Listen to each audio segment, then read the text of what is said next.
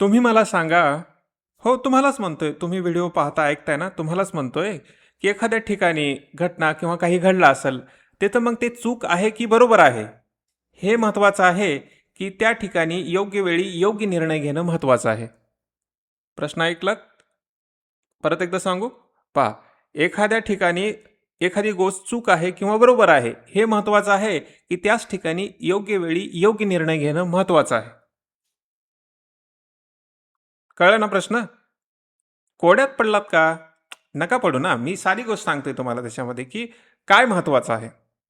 Suppose करा, की त्याला आणखी थोडंसं वेगळं करून असं सांगतो, की कधी-कधी काय असतं ना, एखाद्या ठिकाणी दोन्ही पण गोष्टी बरोबर असतात आणि दोन्ही पण गोष्टी चुकीच्या असतात.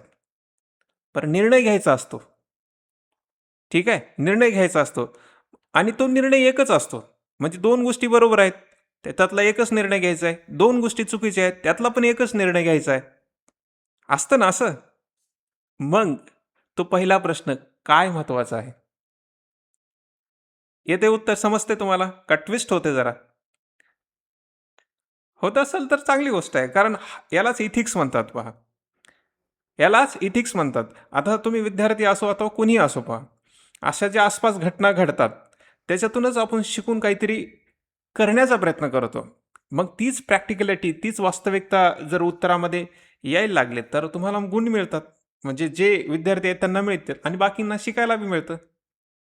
ओके, तर याच मुद्द्यावर पुढे जाऊया. म्हणजे म्हणायचे काय, हॅलो नमस्कार प्रिय मित्रांनो, मी अमोल तुमचं अनोखी लाईफमध्ये स्वागत करतो. तर आज आपण इथिक्स शिकायचं नाहीये, तर अनुभवायचं आहे. काय करायचंय? इथिक्स शिकायचं नाहीये, अनुभवायचं आहे. कारण जसं तुम्हाला सुरुवातीला प्रश्न विचारला, की कधी-कधी 2 गोष्टी बरोबर असतात. 2 गोष्टी चुकीच्या पण असतात. परंतु तुम्हाला निर्णय घ्यायचा असतो. असं असतं ना बऱ्याच वेळा किंवा तुम्ही असं म्हणा, की कधी-कधी उत्तराची म्हणजे वास्तविकता, त्याची सत्यपणा म्हणा, काही म्हणा, या गोष्टीपेक्षा काहीतरी वेगळं असतं तिथं. असतं ना. तुम्ही पहा, की बऱ्याच अशा सिच्युएशन असतात, की तिथं कुणालाच काही कळत नाही नेमकं करायचं काय असतं. परंतु जो निर्णय घेतला जातो, तो बेस असतो इथिक्सवर, नैतिकतेवर बेस असतो. मग तो कसा असतो, त्याचं एक उदाहरण आपण पाहूया. ठीक आहे. तर मग आज आपण जसं म्हटलं, की अनुभव आपल्याला घ्यायचा आहे, तर एक प्रयोग करूया आपण त्याच्यामध्ये. कशाचा? सपोज करा, की तुम्ही एक जिल्हा अधिकारी आहात. तुम्ही म्हणसाल, "आम्ही नाही आहेत." समजा ना, आपण गणितामध्ये शिकतोच ना, सपोज टू बी असं म्हणतो ना, उदाहरण किंवा असं समजा तुम्ही आहात समजा. काय फरक पडायलाय? काही मिनिटासाठी बनाच ना, है ना? तुम्ही जिल्हा अधिकारी आहात. तुम्ही म्हणसाल, "हो सर, मान्य केलं आता." आता सपोज करा, की तुमची चांगली पोस्टिंग वगैरे सगळं काही चाललंय, पण अचानक तुमच्या जिल्ह्यामध्ये पूर आला. अनेक जे गाव आहेत ते पाण्याखाली गेलेले आहेत. हजारो नागरिक अडकलेले आहेत. मग त्याच्यामध्ये लहान मुलं, रुग्ण सगळे लोक आहेत. म्हणजे पूर आला तर सगळेच लोक अडकले आहेत त्याच्यामध्ये. संपर्क व्यवस्था खंडित झालेली आहे. बरीच गोष्ट इकडे-तिकडे झालेली आहे. जीवितहानी, वित्तहानी ह्या सगळ्या गोष्टी होण्याची आणखी शक्यता आहे. तुम्हाला फोन आला, की असं-असं एका ठिकाणी क्रिटिकल कंडिशन आहे. तिथं काही जण असं-असं झालेलं आहे. ठीक आहे. आणि तुमच्याकडे काय व्यवस्था आहे? तर फक्त एक हेलिकॉप्टर आहे. फक्त एकच हेलिकॉप्टर आहे. कळतं ना? आता जिथं तुमच्याकडे फोन आलेला आहे, तिथून त्यांनी सांगण्यात आलेलं आहे, की 20 जे गंभीर रुग्ण आहेत, ते जरा जास्तच क्रिटिकल कंडिशनमध्ये आहेत, अशा प्रकारचं. आणि काही नागरिक आहेत, जे 200 नागरिक आहेत, ज्याच्यामध्ये काही 40 लहान मुलं पण आहेत, ते पण आहेत तिथंच. म्हणजे एकच हेलिकॉप्टर आहे आणि तुम्हाला सांगण्यात आलेलं, की अशा-अशा 2 कंडिशन आहेत. मग सर्वात प्रथम कुणाला वाचवाल? एकीकडे 20 रुग्ण आहेत, एकीकडे 200 नागरिक आहेत आणि त्या 200 नागरिकांमध्ये लहान मुलं सुद्धा आहेत. कोणता निर्णय घ्याल? आहे ना? म्हणजे इथं निर्णय घ्यावाच लागेल ना तुम्हाला. कारण दोन्ही पण गोष्टी चुकीच्या आहेत का? नाही ना. मग तुम्ही निर्णय घ्याल तर चुकीचा आहे, बरोबर आहे नाही. फक्त तुम्हाला निर्णय घ्यायचा. पण निर्णय कोणता घ्याल? काय विचार करायला याच्या मागं? फक्त एकच हेलिकॉप्टर आहे. असं नाही म्हणाल, की दुसरा मी हेलिकॉप्टर आणीन. कुठून आणचाल? नाहीच ना त्याच्यामध्ये. ओके. आता जो काही घ्याल त्याच्यामध्ये एक ट्विस्ट आणतो मी याच्यात. सपोज करा, की त्या 20 रुग्णामध्ये तुमची आई आहे. आता तुमचा निर्णय बदलतो का? म्हणजे आता तुम्हाला पहिलं सुरू असं वाटत होतं, सपोज करा, की ते 200 रुग्ण महत्त्वाचे आहेत, लहान पण मुलं आहे. आता परत इकडं आपण असं म्हणूया, की त्या 20 रुग्णामध्ये तुमची आई पण आहे. आता तुमचा निर्णय बदलतो का? तुम्ही भावनावर म्हणजे असं म्हणता की अरे माझी आई आहे. मग भावना महत्वाची आहे का कर्तव्य महत्वाचं आहे? तुम्हाला काय वाटतं नेमकं? तुमचा निर्णय बदलतो का? हं? बदलतो? ओके. तर आणखी एक ट्विस्ट त्याच्यामध्ये. सपोज करा की त्या 20 रुग्णामध्ये तुमची आई आहे आणि त्या 200 नागरिकामध्ये तुमची बहीण आणि त्याची मुलगी आहे. ट्विस्ट. परत. आता समीकरण बदलतं का? आता आईच्या जागी बहीण महत्वाची वाटते का? कळतंय का ना मी काय म्हणतो? आईच्या जागी तिची बहीण, तिचा म्हणजे तिची जी लहान मुलगी आहे ती महत्वाची वाटते का? ओके. काय वाटतं तुम्हाला? विचार करा, विचार करत राहा. आपली केस स्टडी अशीच आहे त्याच्यामध्ये. आता थोड्या वेळानं काय झालं, आणखी एक ट्विस्ट घडला. ते म्हणजे फोन येतो तुम्हाला. कुठून येतो? ट्रिंग ट्रिंग. मंत्रालयातून फोन येतो. मंत्री काय म्हणतो, की तुम्ही जो निर्णय घ्याल ना, त्याच्यामुळे जर कोणाचा मृत्यू वगैरे झाला किंवा काही होईल त्याच्यामध्ये, तर त्याला सर्वस्वी तुमची जबाबदारी असेल. म्हणजे त्यांनी सगळं काय ज्या गोष्टी आहेत ते तुमच्यावरच आता टाकून दिलेले आहेत, की जे काही होईल ते त्याला तुम्ही सर्वस्वी जबाबदार असाल. म्हणजे सपोज की तुम्हाला असं वाटत असेल, की आता त्या 200 म्हणजे लोकांमध्ये माझी बहीण पण आहे, मुलगी पण म्हणजे तिची मुलगी पण आहे. परंतु आता आणखी एक फोन येतो आणि ते म्हणतात, की जर कुणी जरी मृत्यू झाला, तर त्याची जबाबदारी तुमच्यावर आहे. आता तुम्हाला असं वाटतं, की माझी नोकरी जाऊ शकते. तर परत निर्णय बदलतो का? होतं ना असं. फोन आलाय, जाऊ द्या कुणी का असणार, आता माझी नोकरी महत्त्वाची आहे. असं होतं का त्याच्यावर? काय आहे? कोणती गोष्ट आहे, की जी तुम्हाला सतावत आहे निर्णय घेताना? पहा, परत-परत ती केस स्टडी आठवा. म्हणजे परत-परत त्या गोष्टी आठवा, की काय-काय कंडिशन आहे याच्यामध्ये. ठीक आहे? आठवलं ना सगळी कंडिशन? आता इथून खरं इथिक्स सुरू होतं. आपल्याला माहिती आहे, की अशी-अशी घटना घडलेली आहे. पूर वगैरे आलेला आहे. ठीक आहे? आपल्याकडे एकच हेलिकॉप्टर आहे. आणि तिकडून तुम्हाला फोन वगैरे आलेला आहे. असं सांगण्यात आलं, की 20 रुग्ण आहेत आणि 200 व्यक्ती आहेत. पुन्हा फोन येऊन असं कळतं, की तुम्हाला त्या 20 रुग्णामध्ये तुमची आई आहे आणि त्या 200 रुग्णामध्ये तुमची बहीण आणि मुलगी आहे. पुन्हा फोन येतो आणि मंत्रालय म्हणतं, की जे काही जर कुणी वगैरे मृत्यू वगैरे झालं, काही जरी झालं, तर त्याची तुमची सर्वस्वी जबाबदारी आहे. मग तुम्हाला वाटतं, की तुमची नोकरी पण जाऊ शकते. मग आता काय? ठीक आहे. इथं तर इथिक्स सुरू होतं ना. म्हणजे असं तुम्ही समजा, की आई आहे, बहीण आहे, हे नातेवाईक आहेत. ठीक आहे. आता हे माझं आहे. असं कधी-कधी होतं ना, हे माझं आहे, तर यांना मी प्रथम वाचवेन. मग माझ्या नातेवाईकांना वाचवणं हे तुमच्या मनामध्ये येतं का? किंवा तुम्हाला वाटतं का ते महत्त्वाचं आहे? किंवा जर एखादा निर्णय घेताना तुम्हाला असं वाटतं का, की इथं मी सगळ्यांना समान वागणूक देतो का? की असं होतं का फक्त आई आणि बहिणीविषयीच एक सहानुभूती निर्माण होते, बाकीच्या रुग्णाविषयी निर्माण होत नाही? किंवा आपण असं म्हणू शकतो, की माझंच नातेवाईक महत्त्वाचं आहे, असं तुम्हाला वाटतं का त्याच्यामध्ये? ठीक आहे. किंवा तुम्ही असं म्हणू शकता, की फक्त तुम्ही कशाचाच विचार करत नाहीये, फक्त तुमच्या नोकरीचाच विचार करताय. असं होतं का? की तुम्हाला असं वाटतं, की जास्तीत जास्त लोकांचे प्राण वाचले पाहिजेत. पब्लिक इंटरेस्ट आहे ना? म्हणजे कितीतरी विचार सुरू झालेत पहा याच्यामध्ये. इथिक्स इथं सुरू झालं. या सगळ्या भवंडरामध्ये आहे ना, या सगळ्या या तुफानामध्ये तुम्हाला एकच निर्णय घ्यायचा आहे. तो निर्णय काय असेल बरं? काय असेल तुमचा निर्णय? ठीक आहे. आता जो काही निर्णय घ्याल त्याच्यामध्ये एक सगळ्यात महत्त्वाची गोष्ट काय आहे माहिती आहे का? त्या निर्णयामागे तुमचं मूल्य काय असतं? ठीक आहे. म्हणजे तुम्ही निर्णय जो घ्याल त्या मागचा उद्देश काय होता? किंवा असं म्हणा, की सपोज की तुम्ही निर्णय घ्याल. पहिला हा एक निर्णय घेतला, पुन्हा दुसरा निर्णय घेतला. जसं-जसं ते ट्विस्ट यायला लागलं, तसं-तसं तुमचा निर्णय बदलू लागला. मग त्याच्यामागे कारण काय होतं? मग जे काही तुम्ही शेवटी ठरवणार आहात, त्याच्यामागे नैतिकता काय आहे? किंवा जो शेवटचा निर्णय आहे, ते नैतिक आहे का? हा प्रश्न आहे शेवटचा. कारण तो इथिक्सच्या पेपरमध्ये बी असतो, की शेवटी तुम्ही काय निवडाल म्हणून. तसं आता याच्यामध्ये तुम्ही काय निवडाल? असा तुम्हाला शेवटचा प्रश्न. ठीक आहे. तुम्हाला सगळी परिस्थिती कळली, काय-काय आहे ह्या सगळ्या गोष्टी कळली, आहे ना? तर आता एक थोडासा पॉज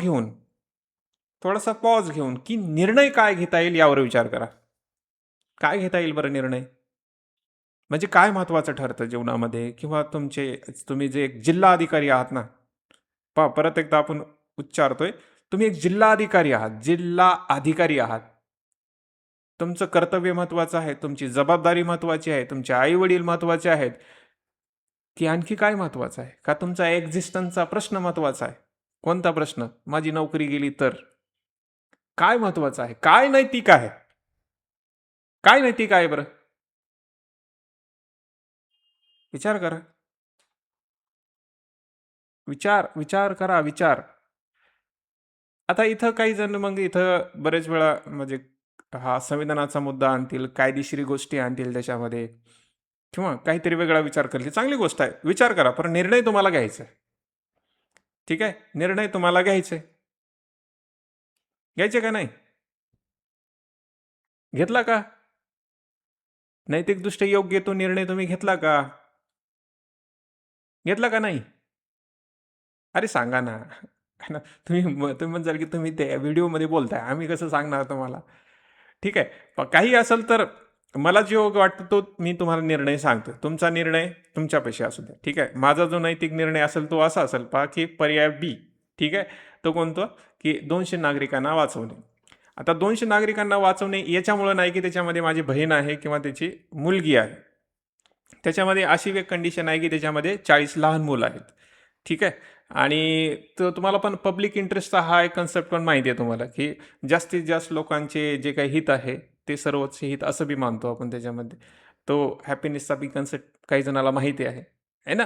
माहिती आहे ना तुम्हाला? तुम्ही शिकला असाल पहा जे विद्यार्थी इथिक्स वगैरे शिकतात त्यांना माहिती आहे. म्हणजे अधिक जीव वाचवणं ते महत्त्वाचं ठरतं. त्याच्यानंतर पहा की बी निर्णयामध्ये काय आहे की एक प्रकारची इम्पार्शालिटी आहे. नात्यापेक्षा कर्तव्य महत्त्वाचं आहे. अधिक लोकांचा जीव वाचवणं हेच मोठं कर्तव्य आहे. त्याच्यानंतर पुन्हा तुम्ही म्हणू शकता की एक प्रशासकीय जबाबदारी आहे की तुम्ही नेमकं काय केलात शेवटी? एंड रिझल्ट काय होतं? प्रशासकीय जबाबदारी, तुमची जबाबदारी काय होती? आता तुमची जबाबदारी फक्त एवढी होती का फक्त त्या 20 रुग्णांना आणि तुमच्या आईनं वाचवणं? मग 200 जे चांगले होते, विशेषतः 40 जे मुलं आहेत लहान, ती तर युवा पिढी आहे. देशाचं भवितव्य असते. तुम्ही त्याला का नाकारलात? असा बी प्रश्न निर्माण होऊ शकतो. त्याच्यामुळं ते 200 नागरिक महत्त्वाचे ठरतात. आणि असं पण न्यायाच्या दृष्टिकोनातून विचार केला, तर इथं अशी एक परिस्थिती आहे की ज्याच्यामध्ये एकच निर्णय महत्त्वाचा ठरतो. बाकीच्या निर्णयासाठी तुम्हाला त्या सगळ्या संसाधनाची आवश्यकता लागते. त्याच्यामुळे जो इथिक्सचा प्रश्न आहे, तो थोडासा इथं आपण असं म्हणू शकतो ना, की दुसऱ्या बाजूनं कलतो. ठीक आहे. म्हणजे तुमच्याकडे संसाधनं असतील आणि तुम्ही काही निर्णय घेत नसाल, तर ती वेगळी गोष्ट आहे. इथिक्सचा प्रश्न निर्माण होतो. परंतु इकडं तुमच्याकडे संसाधन कमी असताना तुम्ही जो निर्णय घेतात, त्याच्यामध्ये या सगळ्या गोष्टीचा विचार होतो. जस्टिस झाला का नाही वगैरे. थोडक्यामध्ये काय पहा तुम्ही कन्फ्यूज झाला असेल या केस स्टडीमध्ये. मे बी पॉसिबिलिटी अधिक आहे. का? कारण एक व्यक्ती म्हणून जेव्हा आपण एखाद्या गोष्टीचा निर्णय घेतो, तेव्हा बऱ्याच वेळा एक सापेक्ष किंवा निरपेक्ष निर्णय घेत असताना म्हणा किंवा सगळ्या कसं का असेना तो निर्णय तुमचा, तो निर्णय घेत असताना जर तुमचा वैयक्तिक अँगल त्याच्यामध्ये आला, तर निर्णय बदलतो बऱ्याच वेळा. जसं की आई आली की निर्णय बदलला, बहीण आली की निर्णय बदलला. जर ते तुमच्या जीवावर बेतलं, तर निर्णय बदलला. असं होतं का नाही? मग हे सगळं करत असताना शेवटी तुम्हाला निर्णय घ्यायचा आहेच. म्हणजे थोडक्यात काय महत्त्वाचं आहे पहा, की परीक्षेमध्ये किंवा कुठेही एखाद्या घटनेमध्ये बऱ्याच वेळा काय बरोबर आहे, हे महत्त्वाचं नसतं. निर्णयाची परीक्षा असते. ठीक आहे? कळतं ना पहा, की हे साधी गोष्ट आहे याच्यामध्ये. बऱ्याच वेळा आपण ते काय खरं, काय खोटं, काय सत्य याच्याकडे झुकत असतो. बऱ्याच वेळा तुम्ही निर्णय काय घेता, हे महत्त्वाचं ठरतं याच्यामध्ये. म्हणजे सपोज की तुम्हाला असं वाटलं असतं, की तुमची आई, बहीण, मुलगी वगैरे आहे. हा जर तुम्ही निर्णय घेतला असाल, तर आपण म्हटलं असतं, की हे पूर्णपणे वैयक्तिक बायस आहे. म्हटलं असतं ना, म्हणजे उत्तर तर तुम्ही द्यायला लागलात, परंतु निर्णय कोणता घेणार आहात हे महत्त्वाचं ठरतं. म्हणून जो पहिला प्रश्न आपण व्हिडिओच्या सुरुवातीला निर्माण केला होता, की योग्य वेळी, योग्य ठिकाणी निर्णय घेणं महत्त्वाचं आहे, की चूक की बरोबर महत्त्वाचं आहे. तर काय महत्त्वाचं आहे? निर्णय घेणं महत्त्वाचं आहे. पण निर्णय कसा असला पाहिजे? मोठा प्रश्न आहे. हा इथिक्स आहे पहा. हे इथिक्स आहे याच्या म्हणजे ही असं इंटरेस्टिंग गोष्टी आहेत, जे इथिक्समध्ये शिकायला मिळतात. आता इथं मी हे नाही सांगितलं, की काय बरोबर, काय चूक. फक्त एक तुम्हाला समजून सांगायचा प्रयत्न केला, की बऱ्याच ठिकाणी किंवा तुमच्या जीवनामध्ये बी असं घडत असतं, की 2 गोष्टी बरोबर असतात, 2 गोष्टी चुकीच्या असतात, तरी पण त्याच्यातली एक गोष्ट पिकअप करायची असते, निवडायची असते, आहे ना? पर निवडत असताना त्याच्यामागं जे मूल्य आहे, ते जर योग्य असेल, तर बऱ्याच वेळा तुमची जी कृती आहे, ती नैतिक मानली जाते. इथं पहा 200 व्यक्तीचा प्राण वाचवणं ही कृती नैतिक मानली जाते. होऊ शकतं की दुसऱ्याच्या दृष्टिकोनातून ती नैतिक नाहीये, परंतु ती आहे. ठीक आहे. म्हणजे इथंच ज्या व्यक्तीनं निर्णय घेतला की फक्त माझ्या आईला वाचवेल, तर तो पूर्णपणे नैतिक असणार नाही. म्हणजे तुम्ही दुसऱ्याच्या अस्तित्वाचा विचार करतच नाही, असा पण होऊ शकतो. ठीक आहे. म्हणजे कधी-कधी माणसाला ज्ञान पुरेसं नसतं, विशेषतः परीक्षेमध्ये. ठीक आहे. परीक्षेमध्ये ज्ञान पुरेसं नाहीये, एथिक्स पेपरमध्ये तर नाहीये. तुम्ही निर्णय काय घेताय केस स्टडीमध्ये, तो पण महत्त्वाचा ठरतो. त्याच्यामुळं इथं अनोखी लाईफमध्ये पण हे का केलं जातं पहा. म्हणजे फक्त अधिकारी घडवण्यापेक्षा तुम्हाला एक जबाबदार निर्णय घेणारा अधिकारी कसं बनता येईल किंवा तुमच्या दृष्टिकोनातून थिंकिंग जी असते ना, ती कशी डेव्हलप करता येईल अशा सगळा भाग करण्याचा प्रयत्न अनोखी लाईफमध्ये असतो. तो तुम्हाला कळला असेल. ठीक आहे. तर मग भेटूया असाच एखाद्या अनोख्या इंटरेस्टिंग व्हिडिओमध्ये पुढच्या भागामध्ये. ठीक आहे. तोपर्यंत तुमची काळजी घ्या, स्वतःवर प्रेम करा. धन्यवाद मित्रांनो.